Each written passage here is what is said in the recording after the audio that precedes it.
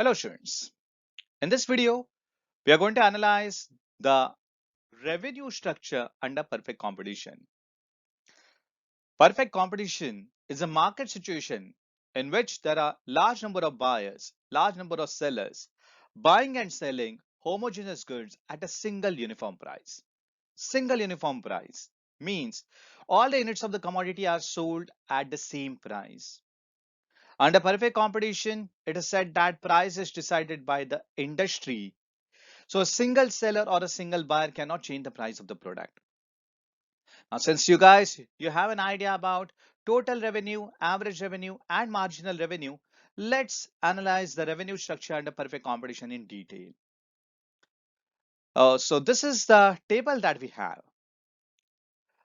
Quantity is specified in the first column, price in the second one, total revenue in the third column, average revenue in the fourth column, and marginal revenue in the last column.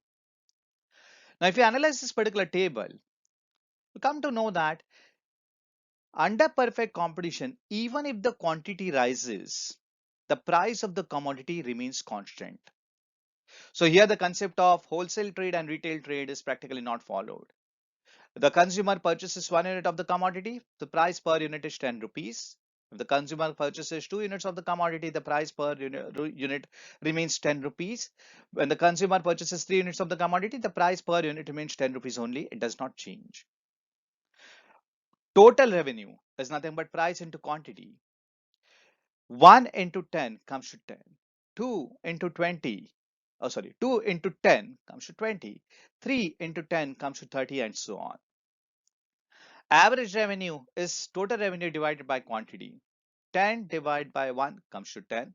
20 divided by 2 comes to 10. 30 divided by 3 comes to 10 and so on.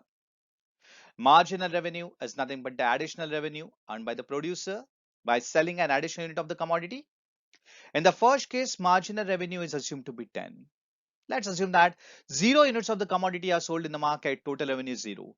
So as a producer, if I sell out one more unit in the market, or as a producer, if I sell out the first unit of the commodity in the market, total revenue rises by 10 rupees. Now, in case of 1 unit, total revenue is 10. In case of 2 units, total revenue is 20. It means as a seller, if I sell out one more unit of the commodity in the market, total revenue rises by 10 rupees. So margin revenue is 10 in case of unit number 2. In case of 2 units, total revenue is 20. In case of 3 units, total revenue is 30. It means as a seller, when I increase the sales by 1 unit, the total revenue rises by 10 rupees. So marginal revenue remains 10.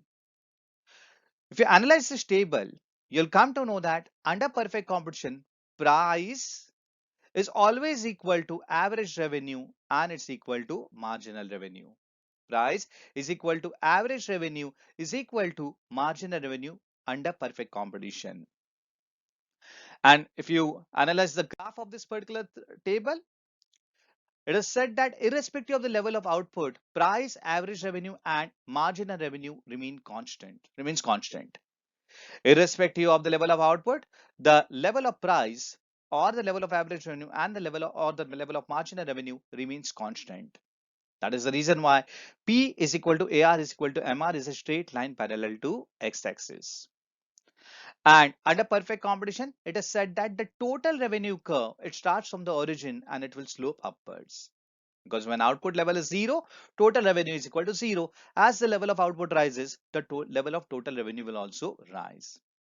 This is a basic revenue structure followed under perfect competition. Thank you.